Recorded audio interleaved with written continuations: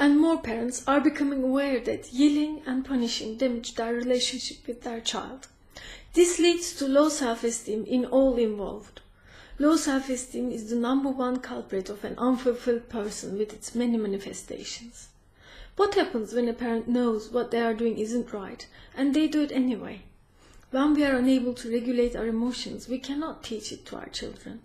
This week, I'm going to help you to understand your emotions so that they can support both you and your children. I also share the steps needed so that instead of yelling and punishing, you create teaching opportunity with your child.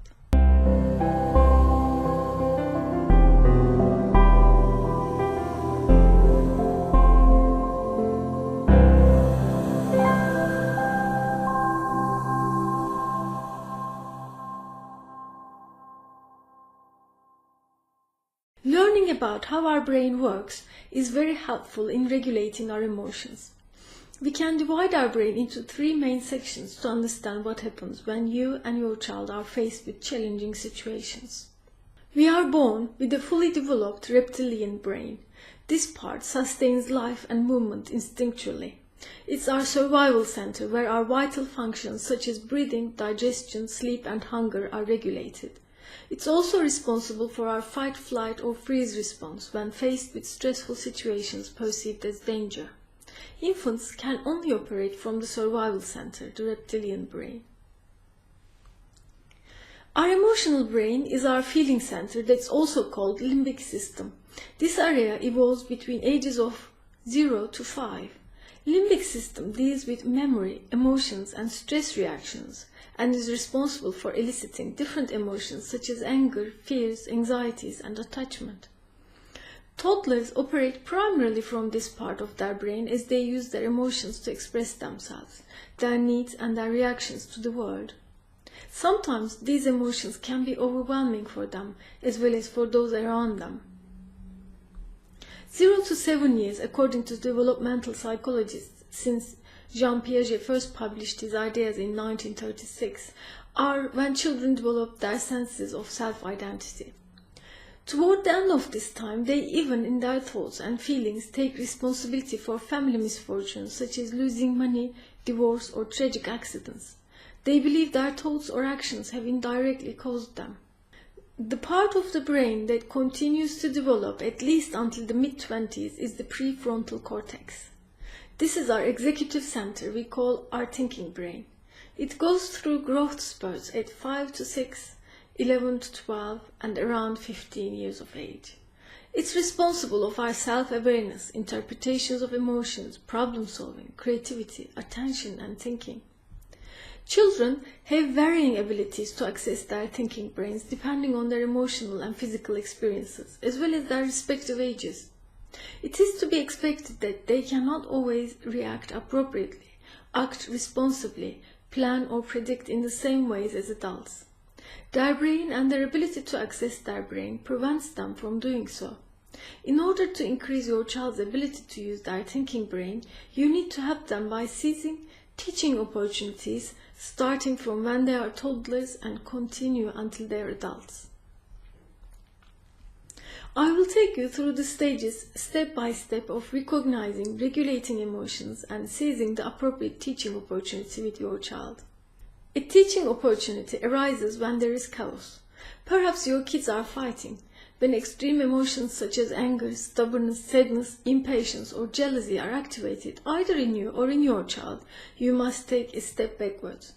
Only then will you appreciate that your emotions are caused by the reptilian part of your brain.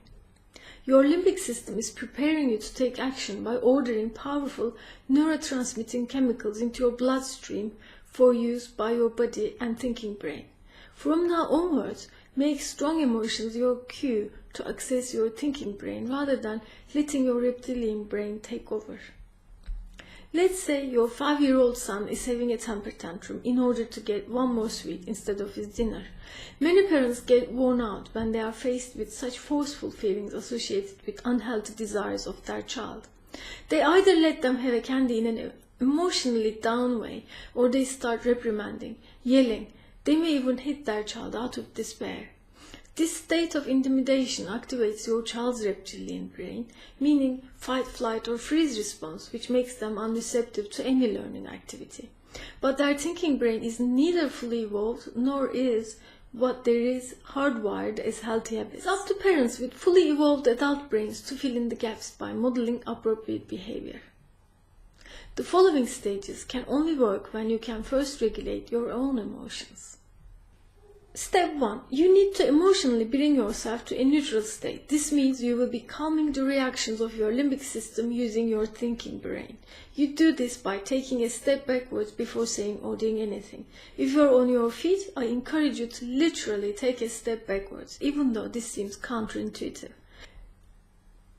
You can change your focus, for example, by focusing your attention on your breathing, making it deeper. Or you can focus on putting aside any negative emotions and memories that come up by imagining how you and your child will be closer as a result of using this situation as a teaching opportunity. Step 2. Connect with your child emotionally to understand their experience and empathize. You can do this by adopting an attitude of curiosity, lowering yourself to their height and making eye contact. Your conversation might go like this. What is happening with you? Can you tell me? I'm ready to listen to you. I want a candy, not a soup. Sobbing and shouting. It must be difficult to want candy when mommy offers you soup. This empathic comment, coming from your thinking brain, creates a shared understanding, reflecting to your child what they experience, and helps them to detach emotionally from their state. This in turn will help your child to calm and be receptive to your input. Notice that you have not judged nor attempted to offer a solution. Step 3. Acknowledge your child's feeling and needs. You help your child to be more aware of what is going on with them and validate their experiences. You do this by helping them to clarify in their minds what is hidden behind their temper tantrum. Over time, these well-handled crises is how they learn to regulate their own emotions. Here is how you could handle our 5-year-old boy who cries for a sweet. You are upsetting yourself. Maybe you want to be able to choose what you eat. This acknowledges their possible need for more autonomy. Maybe the taste of sweet is so attractive that you really want to eat one and you don't fancy soup right now. This sentence is validating their desire for sweet over the soup. This validation and reflection of their own processes will allow your child to access their own thinking brain, activate their creativity, and find their own solutions. Step 4. This is where you make sure the regulation is successful. Your child is feeling understood, calmed, and receptive. You need to give them space to recompose themselves or hold their hands lovingly or give them a cuddle, whatever they need to feel reconnected. Once emotional safety is established for everyone, you can invite them to look from a different perspective. You know you have limited space in your tummy. Although soup has the nutrients your body needs, sweet does not, and moreover it damages your teeth. How do you think we both will feel if I have to take you to the dentist for fillings? In the comfort of being valued, safely reconnected, they can hear you and come up with their own suggestions. Maybe I can have a little bit after my soup just for the taste. Step 5. Reevaluate how you and your child might be feeling following these exchanges. If your child does not feel loved and understood, you do not feel empowered, it means you have not yet managed to turn such trying situations into teaching opportunities. Take responsibility without blame. We are humans, independent of our age, we are evolving all the time. It's better to be authentic and accepting of yourself. After all, if you can't do that, how can you expect children to accept themselves? Apologize and talk about how you would have liked to approach the situation differently. I'm sorry I shouted at you for insisting upon the sweet and being so upset. I would have preferred to stay calm and talk to you in order to understand more about why you wanted it so much. Before I finish, I would like to summarize these 5 steps with another common situation where siblings argue over a toy. Step 1. Regulate your own emotions by taking a step backwards or breathing deeply and calming yourself. Relax your facial expression.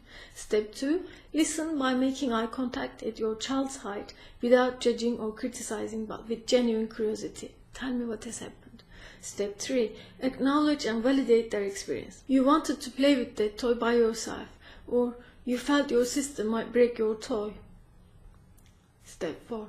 Make sure your children feel valued and accepted. Allow them to calm down and reconnect to be receptive before you invite them to consider a different perspective.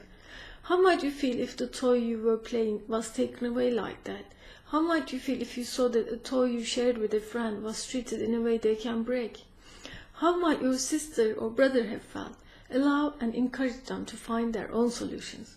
Who do you know who knows how to play together sharing their toys? How can you find a way to play and respect each other's toys and shared space? Step 5.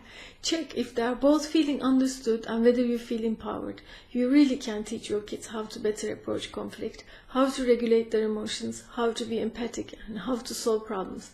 I hope this post helps you to turn more of crisis moments into teaching opportunities by helping you and your child to learn emotional regulation, empathy, as well as conflict resolution and problem-solving skills. I would love to hear your experiences and what you think. Please share them down in the comment section. You and your loved ones are significant. To receive regular tips to help you achieve more autonomy, visit my page.